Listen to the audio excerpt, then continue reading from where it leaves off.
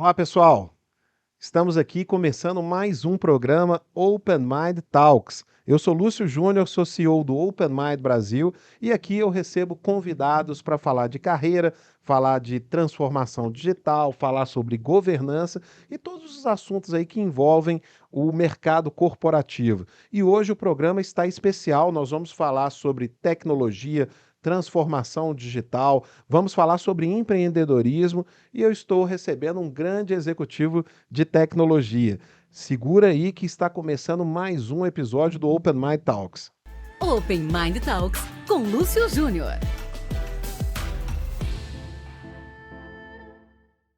Fala, pessoal! Mais um programa do Open Mind Talks. Já durante aí quase 60 episódios, eu venho recebendo aqui nos estúdios do Open Mind Brasil grandes líderes, mentes abertas, pessoas que estão dispostas a compartilhar todo esse vasto conhecimento que eles adquiriram ao longo da carreira.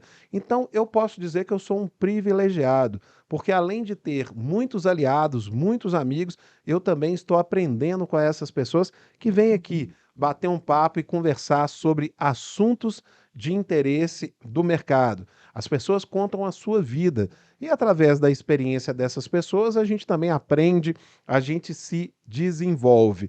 E o Open Mind Brasil, ele é uma organização de desenvolvimento de lideranças. Nós trabalhamos com conexões, com networking e também com benchmarking entre líderes das maiores empresas do Brasil.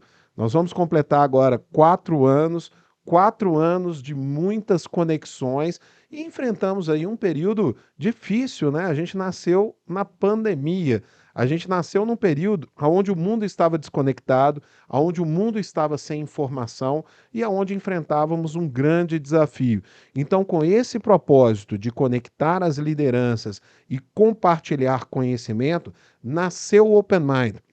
E ele permanece até hoje, né? Unindo grandes pessoas para poder gerar esse conhecimento e também gerar oportunidades. Oportunidades principalmente de desenvolvimento, da gente olhar para frente e pensar o que está por vir, para onde eu estou indo e, acima de tudo, com quem eu vou, quem vai do meu lado aqui comigo. A gente sabe que um futuro, né, uma trajetória de sucesso não se constrói sozinho. Eu tenho certeza que você que está acompanhando esse programa aí, você, principalmente um líder de grandes empresas, você não chegou até onde chegou sozinho. E essa é a proposta dessa rede tão poderosa, unir líderes em prol de se ajudar e também ajudar ao próximo, né? Então, quando a gente fala se ajudar, é ajudar a nossa organização, ajudar as pessoas que estão ali inseridas. E quando eu falo em ajudar o próximo, é porque seria muito egoísmo da nossa parte a gente pensar pessoas tão poderosas, pensar somente em si. Então, nós apoiamos causas, nós impulsionamos projetos e nós temos essa característica de doar conhecimento, retribuir aquilo que a gente conquistou ao longo de anos trabalhando aí no mercado. E eu contei essa história do início do Open Mind, até porque isso tem a ver com o meu convidado que está aqui hoje. Meu convidado que está aqui hoje é um aliado que o Open Mind eu conquistei lá atrás, no início do Open Mind, em 2020, nesse período confuso, né? Nesse período até triste que nós passamos aí, que foi a pandemia.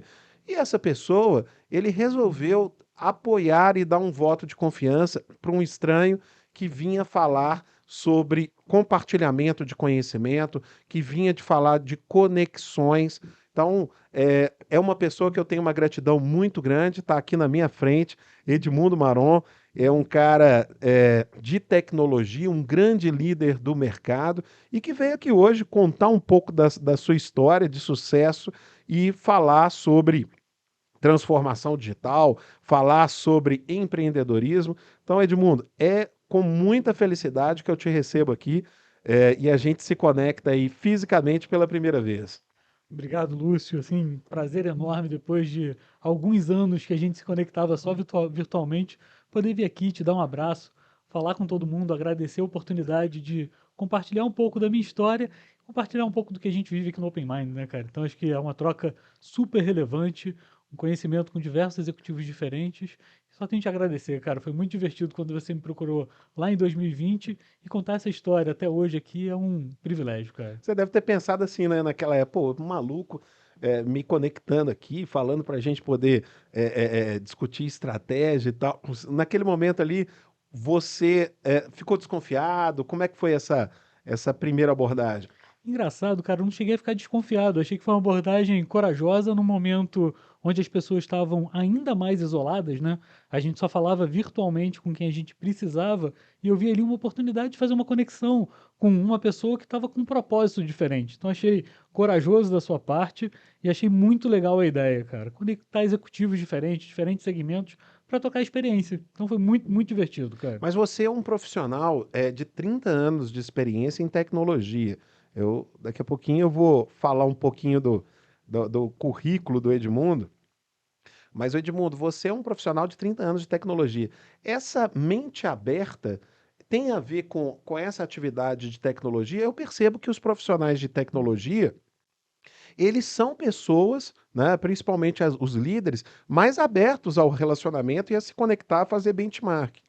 Acho que cada um tem o seu desafio, a sua história de vida, né, Lúcio? Eu acho que os líderes de tecnologia, em geral, eles passaram por conversar com muitas áreas, muitos sistemas diferentes, muitas pessoas diferentes. Então, essa é uma habilidade que a gente tem que, de alguma maneira, desenvolver e que ela geralmente não é o nosso forte. Porque quando você começa em tecnologia, você começa para desenvolver software, para trabalhar com máquina, com infraestrutura.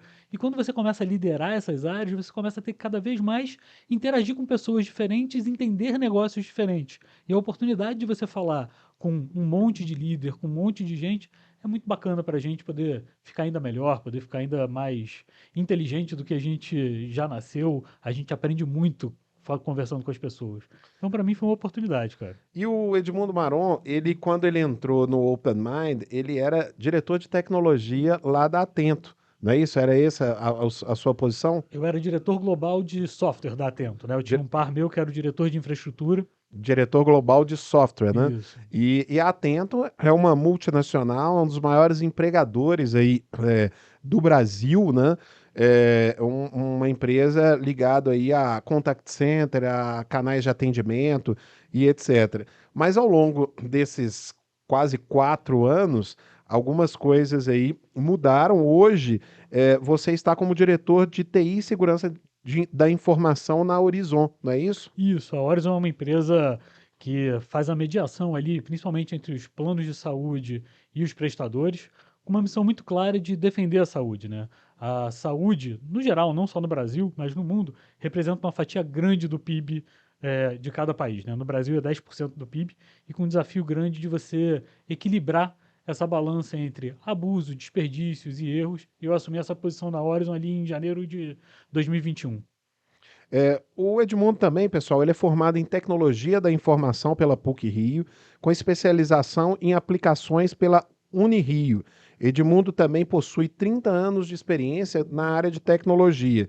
Ele é, né, um empreendedor, fundador da Cyberlinks, né, que é uma empresa que foi vendida, né, para a Tivit e se tornou também uma empresa relevante aí no cenário da tecnologia. Ele tem liderança, ele é um líder, né, de projetos com o uso de tecnologia exponenciais, inteligência artificial, analytics, edge e cloud computing. Então, o Edmundo é um profissional aí antenado e nesse período também, o Edmundo, que a gente passou, que foi o momento, o D1 lá que a gente se conectou, era um momento que, além da pandemia, o mundo estava vivendo uma transformação digital acelerada, né? E isso trouxe muito desafio para as organizações. Como que você vê a evolução da tecnologia nos últimos anos?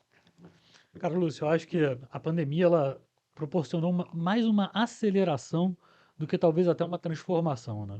No meio da pandemia, a brincadeira que faz é que não foi nenhum CIO que fez a transformação digital, foi a própria pandemia, o Covid, que fez isso de uma maneira mais acelerada. E quando a gente olha para o que a pandemia fez, ela pegou processos que eram artesanais, ou coisas que a gente fazia de uma maneira artesanal, e acelerou isso para levar isso para o mundo digital, mas não necessariamente transformando isso. Então, quando a gente olha ali para 2020, 2021, 2022, a gente passou por um processo muito forte de digitalização de processos. E a gente percebeu o quanto a tecnologia era importante e quanto ela podia transformar as nossas vidas com isso. E ali, a partir de 2022, a gente entra cada vez mais forte numa pegada de transformação, de ganho de eficiência, de mudança da experiência do usuário, de mudança da jornada como um todo. Então, cada vez mais a gente olha para a tecnologia como um aliado, como um viabilizador de novos negócios. E é isso que eu tenho visto, tanto no mercado da saúde, quanto no mercado de experiência do cliente, como era na Atento, como em outros mercados. A gente vê cada vez mais a tecnologia misturada com o negócio.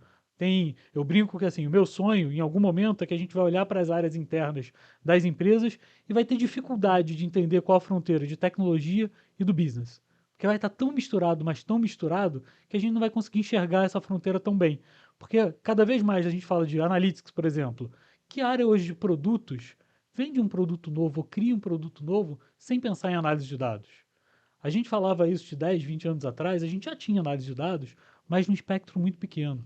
O poder computacional e as diferentes tecnologias que vieram geraram uma capacidade para a gente fazer isso de uma maneira muito mais massiva. Então, acho que a tecnologia está aí para poder alavancar essa transformação que a gente vem passando nesses últimos tempos, cara. Isso tudo somado aí ao que a gente está vivendo hoje, né? A gente tem falado muito sobre inteligência artificial regenerativa, né? Então, todo esse conjunto de dados aliado a isso pode nos levar para onde, na sua visão? Cara, a gente está falando muito de inteligência artificial generativa nesses últimos tempos. Eu diria que quando a gente olha para trás, né, a gente vê que a tecnologia teve alguns ciclos na vida e alguns rompantes, né?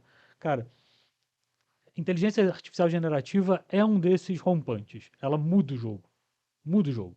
Porque o que a gente tinha de capacidade de analisar dados, tanto por capacidade computacional, que aí quando a gente fala de computação quântica, mais a capacidade de interpretação dos dados, quando a gente fala de IA generativa, ela extrapola qualquer coisa que a gente tinha. Até hoje a gente tinha uma capacidade de analisar amostras de dados. Agora, cada vez mais, a gente tem a capacidade de analisar a jornada inteira, historicamente. Então, isso muda o jogo em relação à visão, geração de insights, em relação à capacidade de você interagir com a tecnologia e de você dar mais independência para as áreas de negócio consumirem tecnologia, que a gente não tinha até então. A gente tinha espasmos disso, mas a gente começa a ter isso agora de uma maneira mais massificada dentro das empresas. Então, a gente tá no meio do olho do furacão, né, cara? A gente começou a falar de IA generativa em 2022, sendo que isso é um tema que está na mesa desde 2000, já está em IA generativa na mesa, só Ah, que numa proporção pequena, né? Watson, né, da IBM, isso a gente já ouve falar isso há quanto tempo, né? Que é a inteligência artificial da IBM, que é aplicada aí em organizações, salvo engano, no Bradesco e outras tantas, né? Mas ganhou notoriedade agora. E com ela também veio a preocupação com a governança disso, né? De se antes de falar de inteligência artificial, a gente já tinha uma preocupação de governança de dados, né? Agora, com a inteligência artificial, que a gente tem uma capacidade de processar esses dados muito maior, a preocupação também é maior, né? Então, como que você vê os caminhos da governança, né, em relação ao uso desses dados de forma correta? Acho que aí a gente tem um aliado muito grande no Brasil, que é a NPD, que é a Agência Nacional de Privacidade de Dados e Proteção de Dados, e a gente tem a LGPD ajudando muito a gente na regulação desse negócio. Então a gente vem falando de LGPD desde 2018, pelo menos, e cada vez isso tem ganhado mais notoriedade, mais seriedade. Então a regulação é uma necessidade para que essa governança aconteça de forma correta. Porque realmente a capacidade que a gente tem hoje de processamento e de construir coisas boas com isso é a mesma capacidade que a gente tem de construir coisas ruins, de utilizar esses dados da maneira incorreta. Então, governar bem isso, tanto naquilo que tange privacidade e proteção de dados, quanto no uso correto para que esses dados sejam escaláveis, para que as decisões sejam corretas, vai ser muito importante. Então, essa é uma área nova que vem sendo criada cada vez mais nas companhias, que é de governança e de centros de excelência de inteligência artificial e de uso de dados. Então, esse é um caminho sem volta. E é um caminho que todo mundo está aprendendo ainda, mas a gente tem um aliado muito grande, que é a LGPD, que é a Agência Nacional de Privacidade e Proteção de Dados que a gente tem hoje no Brasil, para poder regulamentar o uso e a forma de trabalhar com essas tecnologias como um todo. Edmundo, você hoje trabalha na Horizon, é, na parte de tecnologia, como diretor de tecnologia, e a Horizon é uma empresa ligada à saúde, né? Dando suporte aos operadores, de saúde. E eu ouço, né, de algumas pessoas que um dos dados mais valiosos no mercado é os dados de saúde, né? Por que que esse dado é tão importante? Cara, é o segundo dado mais procurado pelos hackers no mundo. Por quê? Então, globalmente, ele é super atrativo. Porque com base nos dados da saúde, você sabe todo o comportamento de uma população. Então, você sabe se alguém vai morrer, se alguém vai ter alguma doença grave, seríssima, e você vazar isso, por exemplo, de um político, de um dono de banco, de um ator, de uma atriz. Imagina a carreira dessas pessoas, como elas vão se comportar. Então, dado de saúde é um dado que tem uma privacidade muito relevante para quem é dono dele. Seu histórico de saúde você compartilha com seu médico, você não tem isso aberto na sua vida. Então, as pessoas prezam por isso ou deveriam prezar muito, e é um dado muito atrativo porque ele tem muito valor comercial, inclusive, para os hackers, né? Por isso que ele é o segundo dado mais atacado do mundo. E a gente está vendo aí também algumas empresas que, com base em sua capacidade histórica de acumular dados, estão pivotando os seus negócios, né? Haja visto aí o caso recente do iFood, né? Que tem todos os dados ou muitos dados de consumo de alimentação seu, da sua família, meu, da minha família e acabou também investindo agora, se tornando um meio de pagamento para as organizações. Então, assim como você tem o cartão da empresa da Ticket, o cartão da Sodexo, o cartão de outras empresas, você tem agora o do iFood. Então, essa empresa, ela nasce agora, mas ela nasce com uma vantagem competitiva, que é de ela ter informação, né? E como ela vai usar essa informação é que é realmente a preocupação. Mas você tem também outras empresas, como na área de saúde, né? Empresas que não são originariamente de saúde, mas que têm muitos dados sobre a sua saúde, né? E que podem, ou talvez já até pivotar os seus negócios para se tornar uma empresa de saúde. A exemplo disso, aqui, o que eu estou no braço, que é a Apple, né? A Apple está aqui no meu braço e está monitorando minha frequência cardíaca, a pressão, se eu faço atividade física, se eu não faço, se eu durmo direito, se eu não durmo, né? Ela consegue perceber se você está estressado, se não, você não está estressado, se você está atento a alguma coisa, se você não está atento. Então, como é que você enxerga essa mudança também nos negócios dessas organizações com base nos dados que elas possuem? Pô, Lúcio, essa pergunta é excepcionalmente boa, cara, porque você pega Apple, Amazon, Google, todas elas criaram iniciativas em saúde. Todas elas criaram iniciativas em health. Porque ela tem uma mudança de comportamento importante e porque é um mercado ainda a ser explorado que pode ser muito rentável e muito desafiador como um todo. Então, ao futuro da saúde, os principais especialistas, que não é o meu caso, eu sou especialista mais em tecnologia do que em saúde, mas está no cuidado coordenado, que é você entender o seu comportamento provável e você conseguir fazer alguma ação antes. Hoje a gente brinca que a gente vive num shopping center da saúde.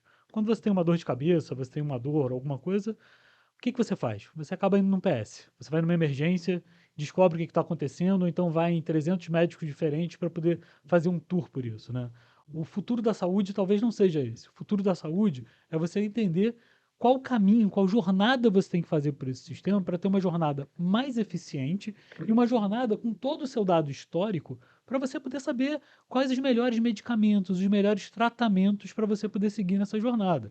Então, esse está no pulo do gato que nenhum lugar do mundo ainda conseguiu atingir isso. Isso não é um privilégio do Brasil, tá? Isso é um desafio mundial, mas que a gente consiga ter um equilíbrio, uma condução da sua vida de uma maneira que a gente saiba, olha, Lúcio, você é um cara na casa de 45 anos, você não foi ainda num urologista ou num cardiologista por favor, vai fazer seu check-up assim, assim, assado. Olha, os seus últimos exames deram essas enzimas aqui alteradas, então daqui a tanto tempo você repete eles e faz isso, isso, isso.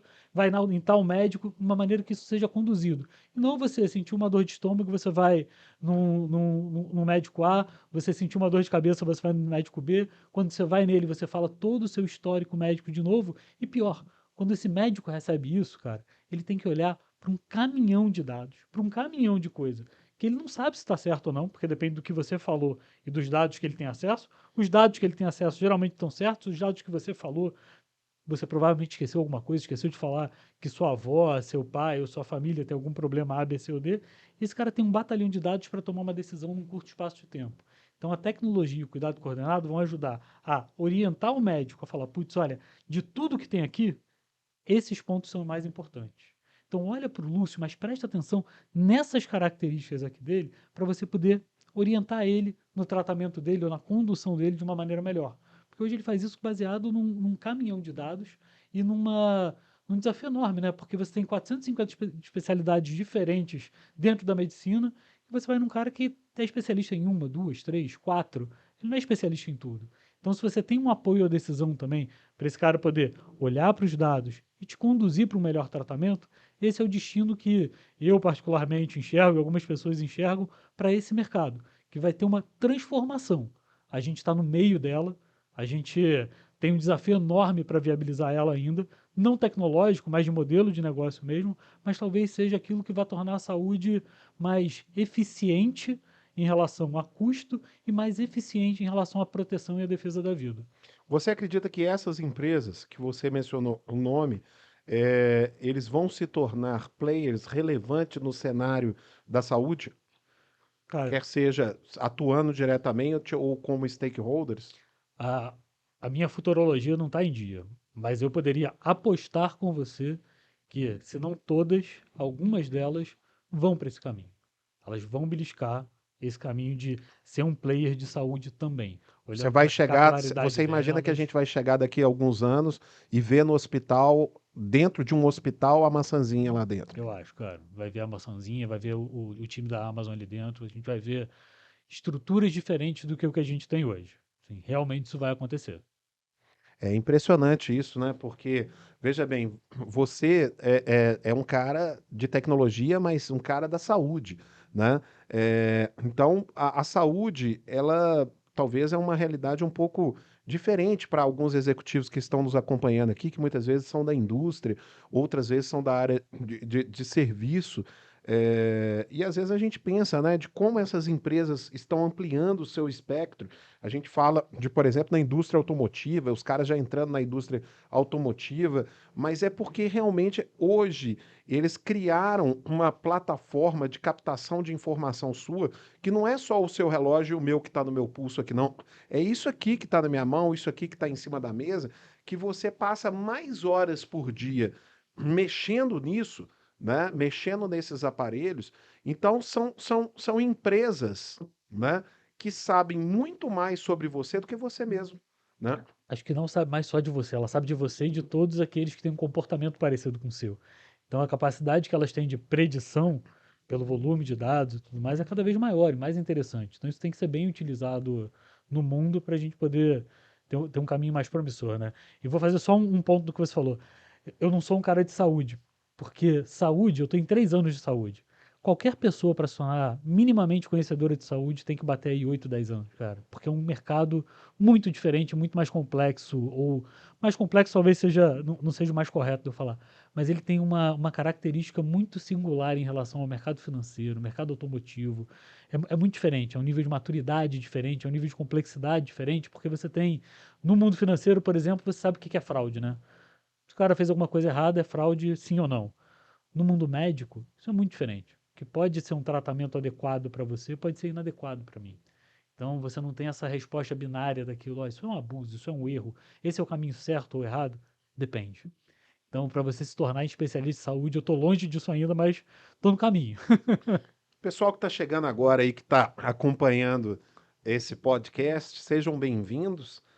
Nós estamos aqui na sede do Open Mind. Eu sou Lúcio Júnior e estou recebendo o Edmundo Maron. Edmundo Maron, que é um executivo da área de tecnologia e segurança de dados. Hoje ele é diretor de TI e segurança de dados da Horizon, que é uma empresa que trabalha na parte da saúde, né? Então, nós estamos aqui falando sobre carreira, mas principalmente sobre os desafios que hoje o mundo enfrenta aí na tecnologia. Já que você, além de diretor de TI, também está com a cadeira de segurança de dados, como que você, que hoje trabalha numa empresa de saúde e você tem essa cadeira de diretor de TI e segurança de dados, como que você trata essa questão da segurança dos dados?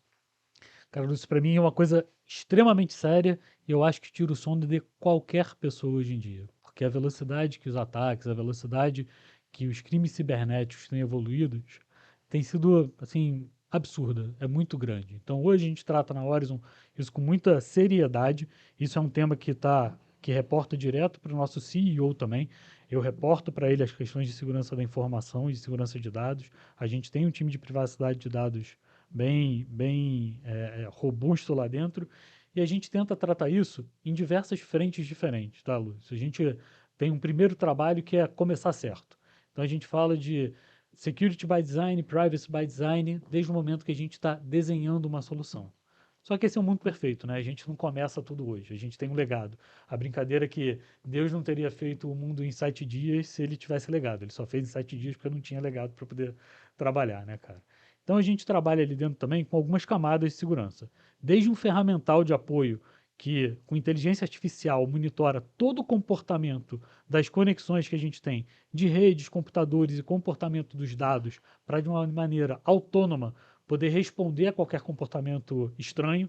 Então, por exemplo, se eu falo sempre com você, mas eu não falo com o Felipe, quando eu falar com o Felipe, ele vai me alertar e vai falar: olha, o Edmundo está falando com uma pessoa ali que geralmente não está no radar dele. Tem alguma coisa esquisito acontecendo. Ele gera esses alertas para a gente poder fazer os bloqueios automáticos. Então, a gente tem esse tipo de ferramental que é super evoluído e super importante para a gente. A gente tem um time que fica olhando para Dark Web, Deep Web, para poder ver se tem algum dado nosso, alguma coisa sendo discutida em Dark Web ou Deep Web sobre a Horizon e seus parceiros, para Vocês poder fazer uma monitoram atuação. a Deep Web? Monitoramos, cara. A gente monitora, sempre para poder ver se tem alguma coisa acontecendo por ali. E a gente tem um time interno nosso e externo que atuam sempre olhando para todos os nossos logs, todas as nossas bases, garantindo que as nossas defesas estejam altas. Então a gente está falando de tecnologia, processo, pessoas e um ethical hacking, Investigação. investigação, Cara, para poder ver o que a vocês gente está são a, fazendo, a cara. polícia da tecnologia, né? Não tem como ser diferente, cara, porque é um dado muito crítico, muito sensível, muito procurado e tudo que a gente vê de legal acontecendo hoje em dia no mundo, ele está acontecendo de uma maneira também ilegal ou não legal no mundo de crime cibernético. Então, as mesmas ferramentas de IA generativa que a gente estava falando ainda há pouco, de quantum computing, são coisas que também estão ficando disponíveis para eles. Então, o nível dos ataques está cada vez mais sofisticado e cada vez mais complexo. Tanto é que no mundo de segurança da informação, o que a gente fala é assim, não é se você vai ser atacado, é quando. Então você tem que estar preparado para ter o menor dano possível e reagir da maneira mais rápida possível. Porque atacado, a gente é todos os dias. Mas a gente viu um boom desses ataques, né, de hacker. Inclusive, nós falamos muito sobre isso no Open Mind, entre 2021 e 2022, ali o primeiro semestre de 2022. Foram muitas empresas que foram atacadas pelos ransomware, né, que paralisavam toda a operação das empresas e cobravam resgate, inclusive, pelos dados sequestrados, né? E foi realmente um boom. Algumas empresas, as empresas de capital aberto, inclusive, tinham que comunicar isso ao mercado, fato relevante ao mercado. Particularmente, eu não tenho visto tamanha repercussão desse assunto no ano de 2023. É impressão minha ou isso diminuiu? Eu acho que a gente está lidando com isso de uma maneira diferente, tá, Lúcio? Eu acho que ali 2021, 2022, a gente teve um boom de ransomware num momento onde uma boa parte das empresas não estavam tão preparadas para lidar com essa situação. Então o estrago era maior. como a gente teve uma lição aprendida ali, principalmente em 2021, as empresas levantaram a guarda delas para ter bloqueios melhores no mundo inteiro. Então, os danos têm sido menos impactantes, mas eles continuam acontecendo. Então, acho que em 2023 a gente tem um histórico de muitos ataques ainda, mas talvez com danos um pouco menores. Então, empresas que foram atacadas e demoraram meses para se reerguer, hoje em dia se reerguem algumas horas, em alguns dias, mas elas continuam sofrendo ataques. Então, assim, e esse é um jogo de gato e rato que é difícil a gente prever como é que ele vai se comportar, cara. Porque, de novo, a única certeza que eu tenho hoje é que eu não estou protegido. A gente está com as melhores proteções, mas tem alguém buscando uma nova forma de atacar a gente. Quanto do seu budget hoje você investe em segurança? Olha, cara, no meu budget de tecnologia, eu te diria que praticamente um quinto dele é destinado à segurança da informação. E quanto do seu budget você investe em Diretamente, tá? inovação? Em inovação, do budget de tecnologia de informação, cara, desculpa, do budget de tecnologia de informação, a gente deve ter ali na casa de 5% direto com inovação. Mas eu acho que essa é uma métrica que não é tão fácil da gente ter, Lúcio, porque esse 5% é aquilo que a gente está inovando de uma maneira despretensiosa, que a gente colocou ali para poder fazer quase que de laboratório. Mas inovação para a gente é quase que um É processo, como cara. que, como diria, né, não sei se é a expressão certa, a fundo perdido. A fundo Não perdido. tem problema, aquilo ali é para realmente para a gente testar novos modelos. Para testar novos modelos e ver o que vai dar. Mas, cara, a inovação está acontecendo na empresa inteira como um processo, né? Então, Cada área está inovando, né? cada área, dentro da própria área de tecnologia, a gente tem diversas frentes de inovação diferentes. Então, eu diria que é muito mais do que esse 5%. Não tem uma métrica para te dizer, mas eu diria que, ó, do trabalho da Horizon hoje, eu diria que entre 20% e 30%, a galera está trabalhando em inovação de alguma maneira. A galera está trabalhando em buscar uma nova forma de executar o que a gente já vinha fazendo. A gente acaba associando muito inovação à tecnologia, né? E eu acho que isso, por vezes, nas organizações é até um erro, porque você atribui a uma única área a responsabilidade de inovar. E inovar não necessariamente ele passa por uma nova tecnologia. Pode ser um novo processo, pode ser uma nova forma de você operar naquela área, né? Mas sendo você um puxador de inovação, ainda mais de uma empresa de tecnologia como a sua, como que você estabelece na sua área e na sua empresa uma cultura de inovação? Cara, eu acho que tem uma cultura de inovação e assim, isso é bacana na Horizon, porque na Horizon isso não é puxado por tecnologia, né? Isso é institucionalizado como um processo. Então a gente acabou até de ter, semana passada, um evento chamado Inovações que Transformam na Horizon, que é um evento que já está indo provavelmente para o seu quarto, quinto ano, se eu não me engano, tá? Você tá lá desde antes de mim. Que a gente busca em todas as áreas, inscreve as pessoas e premiam elas por inovações no dia a dia que elas estão levando para a empresa. Então, realmente, inovação não está diretamente relacionada à tecnologia. Tecnologia é uma ferramenta usada na inovação e não um motivo principal de inovação. Inovação pode ser um processo que você já faz melhor, pode ser uma nova ideia que você coloca na empresa que não necessariamente tem, tecnologia envolvida. Bati aqui, desculpa, que não necessariamente tem tecnologia envolvida. Então, na Horizon hoje, isso é processual. A gente incentiva as pessoas a participarem desses eventos e provoca o tempo inteiro. A gente tem uma cultura muito lean, né? Então, de olha, o que a gente está fazendo? A gente está fazendo da melhor maneira? Qual o desperdício que está tendo naquilo que a gente está fazendo? A Horizon é uma empresa muito legal nesse sentido porque ela adotou o Lean e adotou de uma maneira genuína o Lean para poder melhorar seus processos. Então a inovação está embutida no nosso dia a dia. Por isso que eu disse para você que é difícil de medir e talvez um percentual muito grande daquilo que a gente faz, ali entre 20% e 30%, esteja envolvido com inovação. É, e nossos espectadores aqui, muitos deles são membros, né, do Open Mind, outros são pessoas associadas aí a esse mundo de líderes, né, de liderança, e nós sabemos que para muitos a questão de empreender é algo que passa na cabeça ou que já estão fazendo isso ou que fizeram isso, né? E eu queria saber um pouco da sua história. Você já empreendeu e você empreendeu com sucesso, porque você vendeu a sua empresa. Então você fez o sonho de qualquer executivo que esteja nesse momento pensando o seguinte: qual o meu próximo passo? Então eu estou diante de um cara que criou uma empresa vendável e vendeu para uma grande organização. Vamos começar a contar essa história. O que que veio primeiro? Você foi empreendedor, depois executivo, ou você foi executivo, depois empreendeu e agora é executivo de novo? Você continua empreendendo? Como é que é isso? Cara, eu acho que você não deixa nunca de empreender e o interempreendedorismo te ajuda com isso. Agora, eu sou um empreendedor não ortodoxo, né? Geralmente, seja um cara que era executivo e foi empreendedor, ele começa com uma ideia num papel, desenha isso e vai pra rua, né? A minha história é diferente, cara. Eu era estagiário de uma empresa, meu primeiro emprego formal, e fui evoluindo nessa empresa, virei gerente, e em um certo momento chamaram, olha, a gente vai abrir aqui a empresa para a sociedade, a gente quer dar 5% para você, 5% para outro, 10% para outro. Uma empresa que tinha uma administração financeira com dificuldades e estava abrindo uma nova empresa e botando essa galera como sócia para poder despontar na empresa, né? Falei, pô, super legal, tô sendo reconhecido, novo, tinha 20 e poucos anos na época. E recebi esse equity da empresa, só que num momento muito particular da história do Brasil.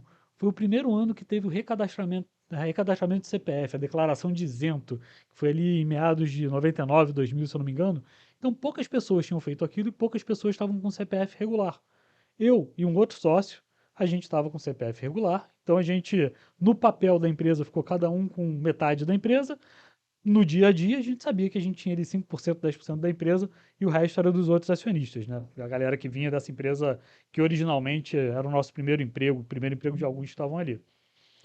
Bom, tentando resumir uma história longa, cara, em 6 meses de trabalho, o diretor financeiro sai de férias, eu olho para a cara desse meu sócio, ele olha para mim e fala: Ah, é o nosso nome que tá aí, né, cara? Vamos ver como é que estão as contas da empresa? Vamos, né? Um monte de moleque, não vem de família rica, a gente não tem grana. O que a gente vai fazer, né? Vamos olhar lá como é que tá.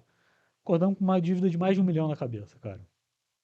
Então, a história da Cyberlinks começa na CyberQuest, que é uma empresa que veio de uma outra, que a gente acorda com essa dívida, a gente se olha e fala, putz, ó, impossível a gente continuar com isso, né, cara? A gente é um monte de garoto aqui, a gente não tem influência no mercado, não tem relacionamento. Tá simples a nossa vida, né? A gente é tecnicamente bem reconhecido, vamos devolver essa empresa para esses caras e vamos para o mercado. Vou seguir uma carreira de funcionário normal até me tornar um executivo, que é esse o caminho Então a sua que eu primeira, quero. sua primeira posição foi como, na verdade, você era um colaborador, mas era um sócio da empresa. Exatamente, cara. Olha que curioso. E aí, cara, a gente chegou para o diretor financeiro, para os outros sócios e falou: olha, a gente viu isso daqui, a gente queria que vocês tocassem a empresa porque a gente vai para o mercado, né? Ele olhou para nossa cara, estava sentado assim numa ponta da cadeira. Eu não consigo tocar essa empresa sem vocês, não. Vamos fazer o contrário. Vocês tocam e eu estou indo embora. Virou as costas, foi embora e a gente estava lá com a dívida de 1,5 milhão. Aí a história bacana depois disso é que a empresa realmente tinha um capital técnico muito bom. A gente era uma empresa de mais ou menos umas 20 pessoas nessa época. A gente conseguiu virar a empresa em duros, 1 ano e meio, muito pesados para quem ficou no núcleo de sócio da empresa Você tinha quantos efetivamente, né, anos? cara? Tinha 23 anos. Então, foi muito doido. Então, eu não era executivo, eu era um funcionário, um cara de gestão, eu era o gerente, que tinha, assim, uma visão de empreender, mas que acordei com um negócio muito maior do que o que eu esperava na E o que que mão. vocês faziam? A gente fazia consultoria em TI, a gente era parceiro Premier, né, que era o parceiro nível máximo da Lotus, que foi comprada pela IBM, e a gente tinha as maiores certificações, era um parceiro reconhecido da Lotus na época. Uhum. Então a gente era muito forte em Lotus, e depois a gente foi aumentando para consultoria em software, desenvolvimento de software, gestão de ambiente em outros parceiros. Aí pegou, além da IBM e outras brands, além de Lotus, DB2, WebSphere, a gente foi para Microsoft, Oracle, e para uma parceria importante no mundo de segurança da informação, que foi a Trend Micro na época para a gente, e a gente aumentou o nosso leque.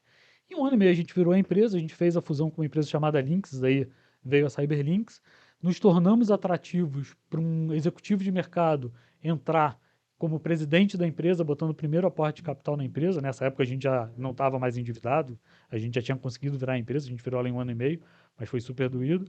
Aí depois a gente recebeu um aporte de um fundo de investimento, que foi a Fair Capital, foi comprado por uma multinacional latina, que foi a Synapses, que era uma empresa que era o spin-off da área de tecnologia da Enel, né? A gente foi comprado por eles, eu continuei como sócio executivo da Synapses, até que em 2014 a gente foi 100% comprado pela Tivit, eu ainda fiquei como executivo da Tivit de 2014 até 2018, que foi quando eu fui para a Nesse Interfire período lá você, dentro. você tinha um percentual de quanto da empresa?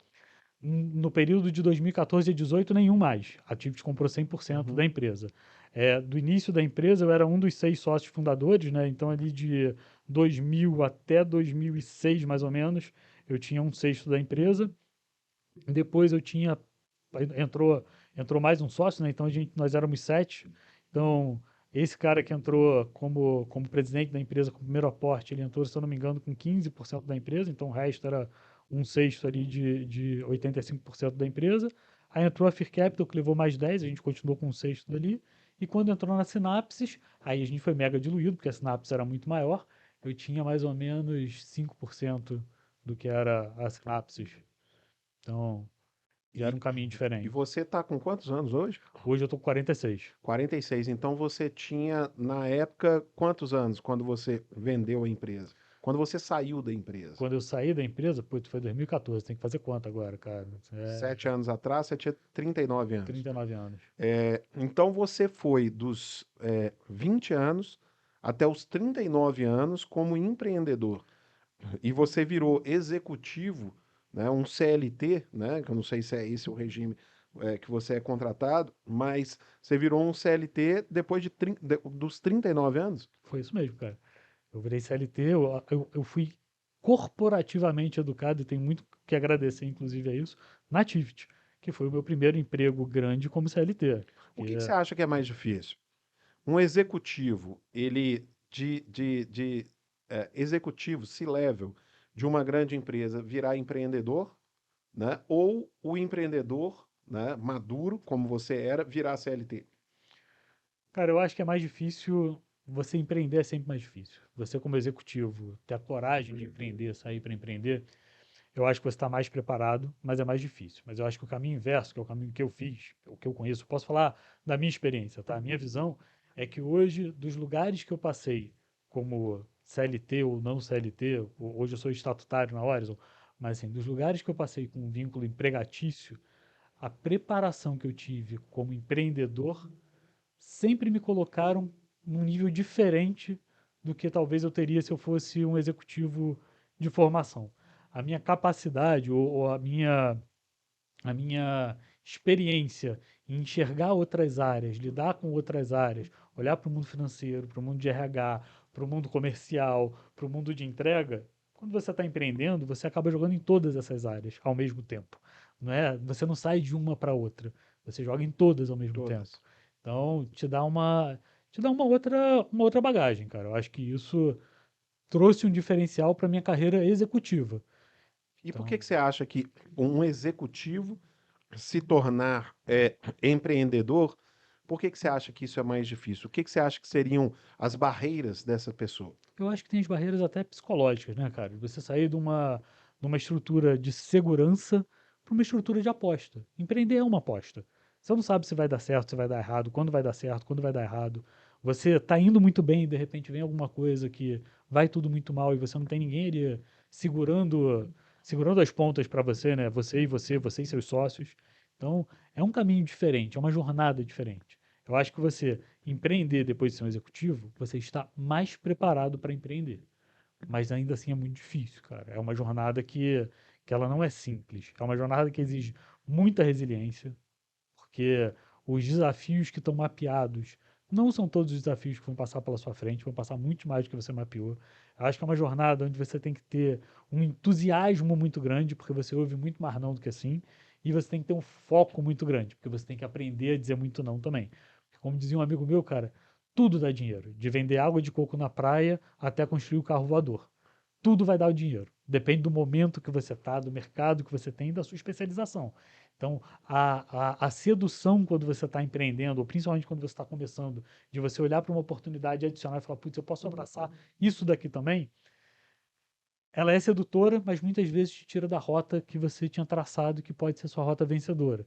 Ao mesmo tempo, tem coisas que você tem que olhar, porque mudam, né? Então, é um caminho, empreender em qualquer lugar do mundo é difícil. Sim, eu acho que é difícil. No Brasil, eu acho que é mais difícil ainda pelas dificuldades que a gente tem de legislação, tributação, complexidade tributária é grande, fiscalização e tudo mais, que tem uma relação complexa para quem está aprendendo isso e você não aprende isso.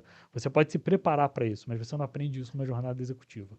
Quando você vai lá para o front, você vê que é diferente. Então, eu acho que sair para empreender é mais difícil do que você entrar no mundo corporativo. Acho que são dois desafios bem diferentes.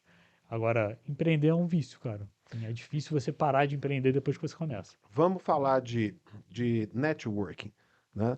Nós falamos muito tempo, né? Eu e você sobre networking.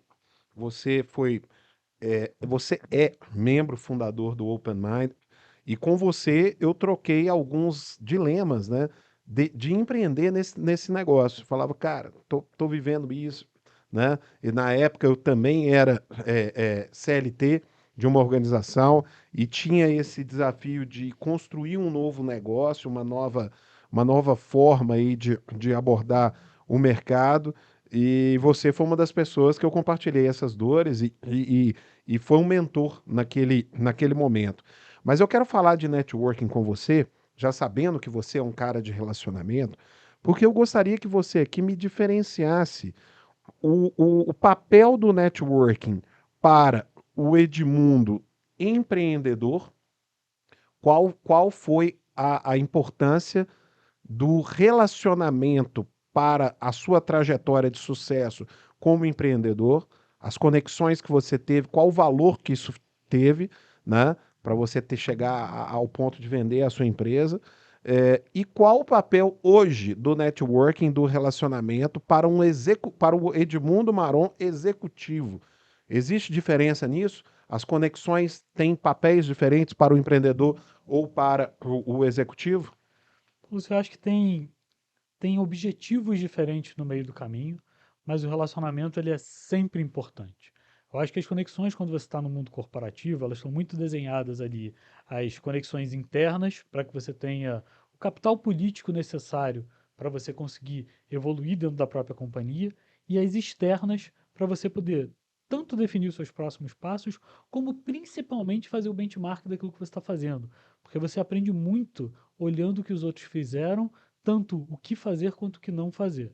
Eu acho que nessa visão de mundo corporativo, esse relacionamento é muito importante para a gente trocar experiência e se conectar com os próximos passos que tem pela frente, porque eu não vou morrer CIO da Horizon, eu não vou, esse não é meu último step, né? Então, cara, eu espero que não seja pelo menos. É, então, essas relações são importantes, tanto para eu poder fazer benchmark daquilo que eu estou fazendo para saber se é o caminho certo ou não, quanto para trocar experiências, para preparar meu próximo passo ou para me provocar a fazer coisas que eu não estou vendo hoje no da Horizon que são possíveis fazer no mercado. Quando a gente está numa linha de empreendedorismo, eu acho que você tem uma relevância tão importante quanto essa que eu te falei do mundo corporativo, só que você tem um adicional muito grande, cara, que você está ali o tempo inteiro, de alguma maneira, vendendo, aprendendo, desenhando uma possível fusão, uma possível relação de M&A, uma possível relação de joint venture, que você tem uma capacidade potencial desse relacionamento muito maior. E você consegue levar essa mesmo potencial até para o mundo corporativo também, quando você olha para o intraempreendedorismo, né? Quando as empresas te dão essa possibilidade. E hoje, na Horizon, eu tenho essa possibilidade, então é um lugar que eu uso essas conexões também para poder ver o que a gente leva de novos negócios para a Horizon. Mas diria que tem uma potência ou um teto diferente. Acho que o teto, quando você é empreendedor, é maior. Você falou sobre olhar para o futuro, né? Quais são os próximos passos do futuro? E, cara, você tem uma carreira muito interessante.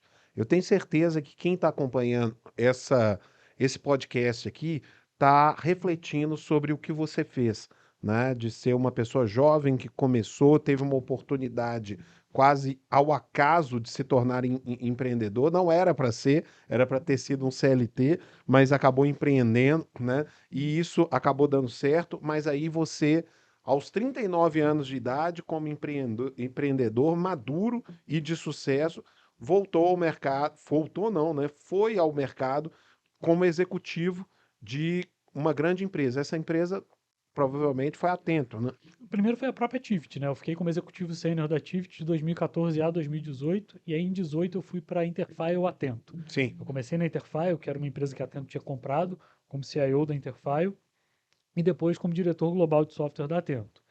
E aí, Lúcio, eu acho que tem uma questão de o que te motiva, né? Então, no mundo do empreendedorismo, quando eu tinha a independência de fazer as coisas, eu resolvia tudo, até as sinapses, eu resolvia tudo com uma ligação.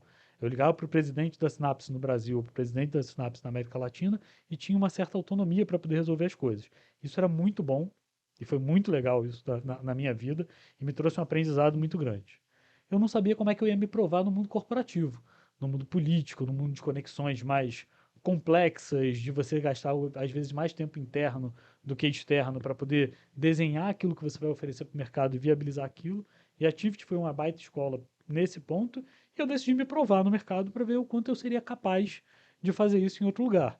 E acho que até agora eu estou tendo uma boa receptividade, cara. Tive um cargo muito legal e um desafio muito legal com sucesso na Interfile. Acho que um desafio ali global, mundial na Atento, no mundo de desenvolvimento de software, no mundo de soluções de software na Atento, e putz, um desafio no mundo de saúde agora dentro da Horizon, que é um desafio de mercado que me motiva pra caramba. Então, o que te motiva, né, cara? Assim, essas empresas todas que eu passei, tanto a Interfile quanto a Tivit, a Interfile, a Atento e a Horizon, todas elas me deram oportunidade também de empreender ou desenhar alguma coisa dentro delas.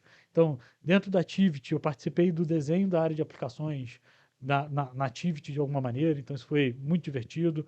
Dentro da Interfile, eu participei fortemente da transformação digital da Interfile de uma empresa de BPO tradicional para uma empresa de BPO transformacional, mais digital, com mais OCR, automação, digitalização. Na Atento, eu tive a oportunidade de criar soluções globais de software para atacar a experiência do cliente. E na Horizon, cara, eu tô tendo a oportunidade de entrar num mercado novo para mim, que é o mercado de saúde, um mercado super diferente, super complexo, com uma aplicação de tecnologia intensiva, porque não tem outra opção. Porque é um mercado que, se não tiver tecnologia, ele não vai evoluir da maneira que ele precisa evoluir. Então, os desafios não necessariamente são técnicos, mas são necessariamente de aplicação de tecnologia para a evolução do negócio. E, Então, e isso me eu acho, motiva eu, muito, cara. eu acho interessante da sua história é que você foi ao mercado executivo com uma experiência de empreendedor, né? E pouca experiência como executivo, né? Que é esse mundo, como você falou, mundo político, né? Realmente. Mas o seu passe foi valorizado, né?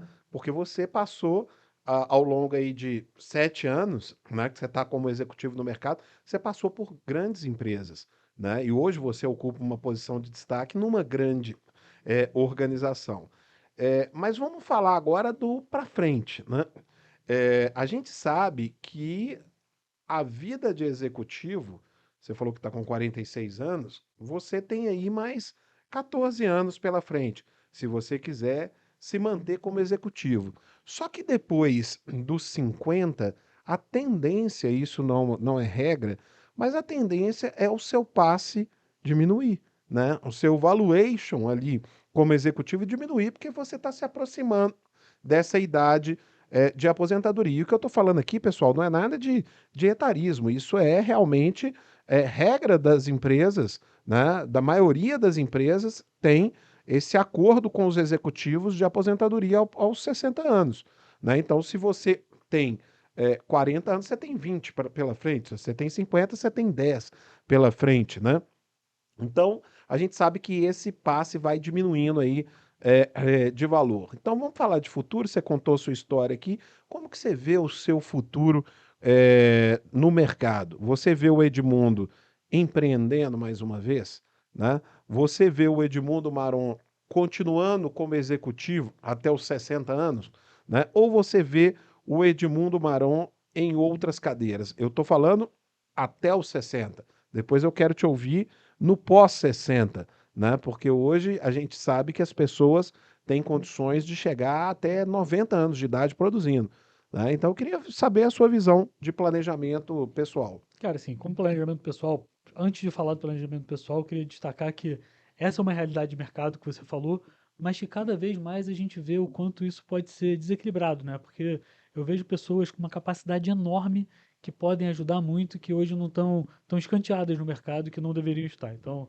só um registro do quanto eu acho que a nossa cabeça tem que mudar para isso, que ainda não mudou, você está certíssimo. É. É um acordo que tem nas companhias, mas que eu acho que cada vez mais elas evoluem para poder olhar, ter um olhar diferente para quem contribuiu tanto e quem se mantém tão atualizado, né? Até em tecnologia isso é mais duro ainda porque esse desafio de você se manter sempre na ponta muitas vezes é visto se manter na ponta com a sua jovialidade ou com a idade. Pô, às vezes eu tenho amigos de 55, 58, 60 que provavelmente são muito mais atuais do que eu, são muito mais inteligentes, muito mais capazes do que eu vejo eles aí no mercado mais isolados e são pessoas que deveriam ter um baita de um destaque. Então acho que isso é um ponto sempre para refletir. Mas voltando para a sua pergunta, Lúcio, que é uma pergunta muito boa, o que eu vejo, cara, que hoje a posição que eu tô dentro da Horizon, a Horizon é uma empresa que ela vai crescer, invariavelmente. Ela faz parte de um grupo que vai crescer. O sócio, o acionista da Horizon, o único acionista da Horizon é o Bradesco. Então, assim, eu tenho uma possibilidade executiva dentro da Horizon, dentro do Bradesco, que eu acho que para mim é super interessante. Então, eu vejo que eu tenho um caminho para trilhar ali dentro ainda, e no mercado, como executivo, eu ainda tenho algumas coisas para fazer. Agora, nesse paralelo, empreender é alguma coisa que vai voltar para a minha pauta antes dos 60 anos, com certeza, com a capacidade que eu desenvolvi com aquilo que eu busco para a minha vida. Então, tem empreendedorismo na Horizon e com certeza eu vou estar empreendendo já já em alguma outra coisa que em algum momento a gente conversa. Isso vai acontecer, te diria, nos próximos 5 anos, isso vai sair do papel e vai voltar para a rua numa característica que não vai ter nenhuma concorrência com aquilo que eu faço, respeitando todos os limites de ética necessários, que isso é extremamente importante, mas que vai me satisfazer numa frente que eu gosto muito, que eu acho que é um caminho adicional ao caminho executivo que a gente tem. Acho que eu não vejo nenhum A problema com coceirazinha isso, do cara. empreendedorismo tá te. Tem, cara, não tem como não pensar nisso. Mas eu acho que ainda assim, com 46 anos, até os 60, a gente ainda tem uma carreira, eu ainda tenho uma carreira, e acho que a gente ainda tem uma carreira de evolução no mercado corporativo. Tem espaço para a gente fazer isso, tem muita coisa legal para a gente fazer. Mas empreender aí é um desejo pessoal que esse não vai fugir, cara. E vamos falar então do 60 mais, né? Que é onde a gente pode usar toda a sabedoria dos nossos cabelo branco. Tô vendo que você tá igual a eu aí também com o cabelo branco, mas a gente pode usar toda essa sabedoria, essa experiência em prol de ajudar outras pessoas e outras organizações. Como que você se vê, né? Qual o papel que você exerceria depois dos 60? Cara, acho que tem duas coisas que estão acontecendo no mundo agora que são muito legais, né, cara? Que é a capacidade da gente virar conselheiro de empresas e de virar executivo sob demanda, né? Para aquela empresa que não tem budget para poder ter um executivo com uma experiência A, B, C ou D que pode ser interessante para ela, você se tornar um executivo sob demanda. É o chamado Então, C-Level as a se Service. leva as a service. Então, acho que esse é um caminho muito interessante para quem tem muita experiência e pô, pode contribuir com quem está começando ou quem está com um desafio diferente. Isso me motiva muito também. Então, quando eu olho para o pós-60, com uma capacidade, uma experiência de, de mercado comprovada ou reconhecida, que eu acho que a gente tem como contribuir, eu acho que eu posso contribuir com diversas empresas diferentes, não com uma só, numa cadeira mais de conselho ou como um C-Level as a Service. Pô, você tem um problema aí? Deixa eu tentar te ajudar com o que eu já vivi. Não é a mesma receita, mas a experiência pode ajudar um pouco, né? E como você tem se preparado ou pretende se preparar para isso? Olha, porque eu tenho me preparado, participado de algumas conversas com empresas menores, onde eu acabo atuando dessa maneira, ou atuei dessa maneira, de uma maneira até mais informal, ou um pro bono de alguma coisa que eu vinha trabalhar, mas eu acho que tem um trabalho forte, até o Open Mind está fazendo, que é o Open Mind Academy, que é um caminho para se comprovar ou se tornar um conselheiro corporativo, que vem uma chancela acadêmica para tudo aquilo que você tem de experiência. E que no meu caso específico, assim, e acho que cada um tem sua história para contar, né? Cada um vendeu suas latas pelo meio do caminho.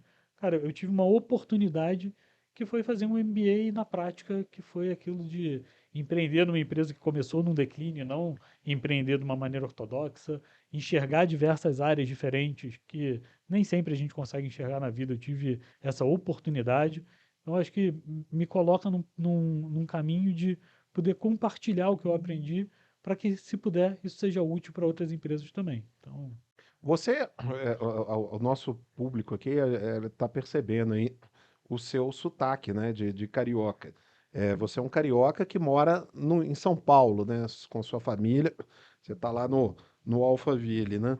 Mas a gente sabe que o carioca, para ele se desapegar do Rio de Janeiro, é mais difícil do que o paulistano se desapegar de São Paulo e morar na praia, né? Isso passa pela sua cabeça, voltar para o Rio e tá lá na cidade maravilhosa também? Você pensa nesse aspecto? Cara, eu sempre fui muito desapegado, eu sempre tive uma capacidade muito grande de me ver morando em qualquer lugar do mundo. Então, hoje eu tô bem em São Paulo, não penso em voltar para o Rio, acho que Alphaville é um lugar legal para eu criar meus filhos, então não é um desejo, né? Assim, adoro o Rio de Janeiro, voltaria para o Rio de Janeiro, mas não é um desejo, não tem uma Seus carreira filhos são ali. paulistanos ou... Eu tenho uma só que é paulistana, só a mais nova. Eu tenho quatro filhos, né? Então, os, Poxa, quatro? os três são cariocas. Eu tenho um de 15 e uma de 12 que moram comigo e são cariocas. Eu tenho um de 5 que ficou no Rio com a mãe, que é um filho que eu tive fora do casamento. Então, ele mora no Rio com a mãe. Eu, a cada 15 dias vou para lá ficar com ele. Esse final de semana, inclusive, estou lá.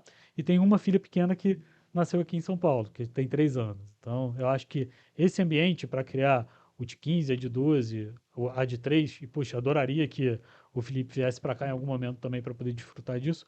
É um ambiente mais seguro do que o que a gente tem hoje no Rio de Janeiro, infelizmente. O Rio de Janeiro é um lugar maravilhoso, mas que passa por um desafio grande de segurança, de cidade como um todo, né, cara? Então, E falando de empregabilidade, né?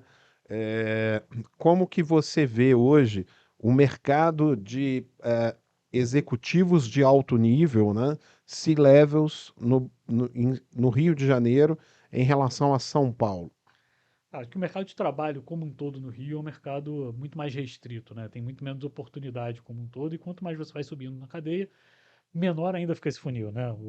A boca do funil fica menor. Então, eu acho que São Paulo é o lugar que você tem a maior empregabilidade do Brasil. Então, comparado com o Rio, é muito mais fácil me recolocar em São Paulo do que no Rio. Acho que o dinheiro está aqui, as oportunidades estão aqui e, e os maiores negócios, as maiores companhias estão por aqui também. Então, diria que de empregabilidade, o lugar certo para você estar é São Paulo. E se você estivesse no Rio de Janeiro, fazer uma simulação aqui, do Edmundo Maron, carioca, né? Está no Rio de Janeiro, é um profissional de tecnologia e está disponível no mercado. Ele é um C-level, né? Como que você se posicionaria? Você pensaria em talvez uma transição aqui para São Paulo? Você arriscaria empreender, né, para não ter que sair do Rio de Janeiro? O Rio de Janeiro é um local interessante para se empreender também em tecnologia. Comecei É, lá. é, olha aí. Mas como que você. A gente conhece alguns executivos que estão nesse desafio. O que que você poderia dizer para eles? Cara, quem está nesse desafio, que eu posso dizer assim, de verdade, primeiro você tem que priorizar aquilo que realmente é importante para você. Então, se sair do Rio é uma violência para você, você não vai ser feliz saindo de lá, cara, tem oportunidade tanto para empreender quanto de se level lá. Então, tem oportunidade, você vai conseguir se recolocar, tem trabalho para ser feito. E empreender é sempre um desafio, mas é sempre também uma diversão, uma felicidade. Não tem, poucas coisas te dão mais prazer ou te fazem mais feliz do que você ver um negócio que você desenhou, pensou, ser entregue, sabe? Sair do papel e ser visto, reconhecido a ponto da sua empresa ser comprada, a ponto de você ser atrativo para um aporte. Então, empreender é um caminho bacana para quem já está num nível de experiência legal e pode fazer isso, eu acho que é. Agora, se você é mais desprendido e não vai te violentar, eu acho que São Paulo é onde está o dinheiro, cara. Então, assim, se, se isso não te violentasse, eu viria para São Paulo, repetiria esse caminho que eu fiz outras vezes sem o menor arrependimento, que eu acho que as relações de grana, de negócio e as relações pessoais estão aqui no geral também, né, cara? Depois, É, você tá aqui, eu fui, você era de BH, né, eu cara? fui eu sou um imigrante, né? Eu sou de Belo Horizonte e estou aqui em São Paulo, somado todo o período aí há 12 anos. E como também sou uma pessoa de negócios, de relacionamento, de marketing, as grandes empresas, o que você falou, estão aqui. Então eu me sinto bem aqui em São Paulo, né? Amo Belo Horizonte, amo Minas Gerais, mas a minha família também se adaptou muito bem aqui, né? Então é um local que tem tudo, né? E que basta você também saber fazer as suas escolhas, né?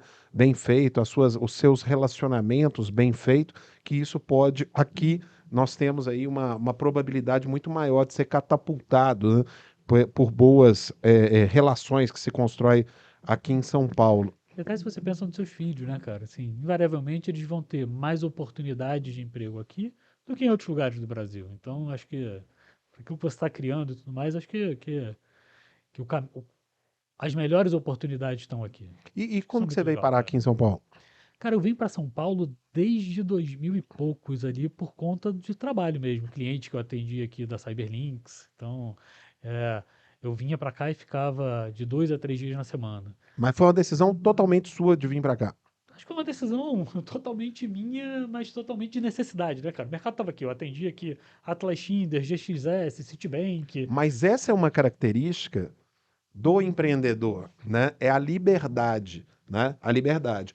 Você falou que existia uma demanda aqui, né? Mas nesse período que você veio para cá, você não era funcionário de empresa, você era o Não, dono da sua empresa, né? Então foi você que enxergou que deveria vir para cá, né? É diferente, por exemplo, de uma pessoa que é um executivo e que eu sou do executivo do banco XPTO e eu tenho que estar em São Paulo. Eu sou de Belo Horizonte, mas se eu quiser voltar, eu vou ter que abrir mão da minha ah, empresa. Entendeu? Você tomou a decisão de vir para cá, mas se você quisesse ficar no Rio, você não iria abrir mão da sua empresa. Ela não. é sua, né? Então, esse é um dos bônus, né? Mas então foi lá na Cyberlinks, quando você era empreendedor, que você resolveu vir para cá. Porque eu comecei a vir muito para cá e no mundo de consultoria, né, de tecnologia, você atende diversos clientes em diversos lugares diferentes. Então, aí eu comecei a rodar Rio, São Paulo, Brasília, Curitiba, Porto Alegre, Belo Horizonte e outros lugares ao longo desses de 2002 até 2018, praticamente. Eu fui atendendo o Brasil inteiro, alguns lugares fora do Brasil depois. E, cara, isso cansa, na boa. Essa vida de ponte aérea cansa. Então, quando Cara, chegou em 2018, eu olhei para casa e falei, putz, não tô vendo meus filhos crescerem, as oportunidades de emprego estão em São Paulo, a mudança de cadeira eu vou precisar fazer para São Paulo, saindo do mundo de consultoria, indo para a cadeira de cliente, para a cadeira de tomador de decisão de tecnologia de uma companhia, e não de prestador de serviço de tecnologia, eu vou ter que mudar de base. Eu já vinha para cá, já gostava da cidade, já conhecia o Alphaville, já conhecia os lugares por aqui, então eu trouxe a família toda para cá. Minha mulher, na época, conseguiu transferência do emprego dela também em 2018, que foi quando a gente veio de Malicuia, né? Com todo mundo para cá. E estabeleceu base aqui, cara. Então foi muito melhor pra gente. Talvez se eu soubesse disso, até tivesse tomado essa atitude antes, porque você viaja muito menos estando em São Paulo do que estando fora de São Paulo. Então eu continuo viajando, continuando, indo agora para Florianópolis, porque a gente adquiriu uma empresa em Florianópolis. Vou para o Rio, não só por causa do meu filho, mas porque a gente tem cliente no Rio. Então continuo rodando, vou para Brasília, porque a gente tem cliente em Brasília, mas rodo muito menos do que eu rodava. mas isso é uma visão também sua de planejamento, né? Você planejou a sua carreira. Você poderia estar nessa zona de conforto de falar, poxa, eu estou no Rio de Janeiro, sol, praia, cidade maravilhosa, sou empresário, minha empresa está bombando, né? Eu vou ficar por aqui mesmo, né? E não caçar lugar nenhum. Aliás, não é nem essa frase nem passaria talvez pela cabeça, porque você nem se não tivesse pensando nisso, pô, tá tudo muito ótimo. E você, no bom, no momento bom de prosperidade, você falou: eu vou sair disso daqui, vou para outro canto, desbravar um mercado mais amplo. A mosca do empreendedor, cara, ela te leva também à mosca do crescimento. Você quer crescer. Então, assim, como empreendedor, a gente queria crescer. Eu e meus sócios, a gente queria crescer. Então, abrir mercado, ir para os outros lugares era algo que não era discutido, era necessário. Assim, não era, vamos pensar. Não, cara, tem uma oportunidade, vamos. A gente tem que estar lá, a gente tem que conseguir batalhar espaço. Então, para a gente isso era muito natural e muito normal, né, cara? Numa idade mais novo ainda. Então, Passa pela sua cabeça ir putz, para fora do país? cara, hoje em dia não. Hoje em dia, te confesso que esse não é um desejo que, de verdade, na verdade, nunca me coçou sair do Brasil. Eu gosto daqui. Eu gosto do lugar que a gente vive, eu gosto com suas mazelas, seus defeitos, suas qualidades. Eu gosto daqui. Já atendi fora do Brasil, principalmente pela Atento, mas de mudar de base, sinceramente, não me encanta. Se tiver que ir, se tiver uma oportunidade super legal, não sou eu que vou dizer que não, né? Mas, ou que nunca. Mas não é algo que me encanta, não, cara. Nós estamos chegando aí na reta final aqui da nossa conversa, do nosso podcast, sempre muito rica. Hoje, um momento especial aí, conversando com um membro fundador do Open Mind e, curiosamente, a sua história, eu estou conhecendo um pouco mais aqui agora e acho que ela reflete muito dos desejos, né, das preocupações da grande maioria da nossa audiência aqui, né? Então, eu queria te fazer até uma última pergunta aqui, que é exatamente para você dar é, um conselho para quem quer empreender, né? Porque eu tenho certeza que o executivo, ele pensa nisso e se ele não pensa, ele deveria pensar, porque em algum momento não vai existir mais o crachá, né? Então, se você pudesse dar um conselho, né, de como começar, né, de como ser resiliente, do que essas pessoas vão precisar para poder alcançar o mesmo sucesso, né, que o levaram até aqui, nos próximos 30 anos também repetirem isso, né? Que conselho você daria de uma pessoa que teve o sucesso aí como empreendedor? Pô, Lúcio, assim, obrigado pela oportunidade. E agora eu, de maneira nenhuma, tenho a capacidade de dar um conselho. Eu posso te falar o que eu vivi e compartilhar o que eu vivi. Porque conselho é para gente muito melhor do que eu, sem dúvida nenhuma, cara. Então, assim, o que eu vivi, o que me levou até aqui, o que eu acho que me leva para os próximos passos é, primeiro, se planejar, mesmo diante de todas as surpresas, se planejar. Então, vem uma dívida enorme, você não sabe o que que vai fazer, mas você senta e planeja. Você vê o que que tem ao redor do mercado e perseguir esse planejamento, mas com flexibilidade para ver as bonanças que vêm ao lado. No meu planejamento inicial, no nosso planejamento inicial da Cyberlinks, a gente era muito focado em ser o melhor parceiro Lotus do Brasil e de repente a gente olhou para o lado e viu um mundo de segurança da informação que a gente podia abraçar com Trend Micro e flexibilizou o nosso planejamento para poder ter algo melhor. Então, planejar, estudar muito e estudar principalmente aquilo que a gente não foi preparado para estudar, eu acho que são duas coisas que eu fiz e que me tornaram melhor para mim mesmo. Então, planejar as coisas, olhar, mas ter flexibilidade de, de olhar para o vizinho e ver o que, que ele está fazendo também, aprender com os erros dos outros, aprender o que não fazer, além de aprender o que fazer, e estudar muito, cara. Estudar aquilo que você não é a sua aptidão principal, né? Quando a gente fala de tecnologia, todo mundo fala, putz, que linguagem você estudou, quais são as suas especialidades e tudo mais.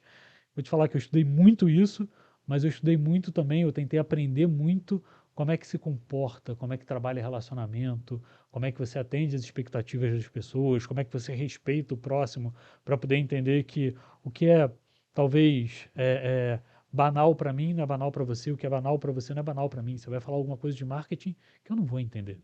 Você tem que me explicar de uma maneira diferente. Eu vou falar alguma coisa técnica para você que talvez você não entenda. Então tem que ter a habilidade de falar isso de uma maneira que você entenda. Então ter a capacidade de entender as pessoas para um empreendedor, principalmente, eu acho que isso é essencial.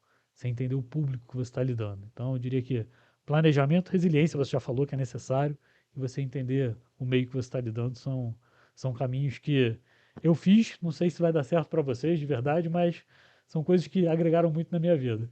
Cara, e o que você está falando, eu assino embaixo, porque principalmente o planejamento para todo executivo pode parecer algo banal. E no dia a dia é banal, sim, porque para poder sentar numa cadeira de nível estratégico, entende-se que você é um especialista em planejamento.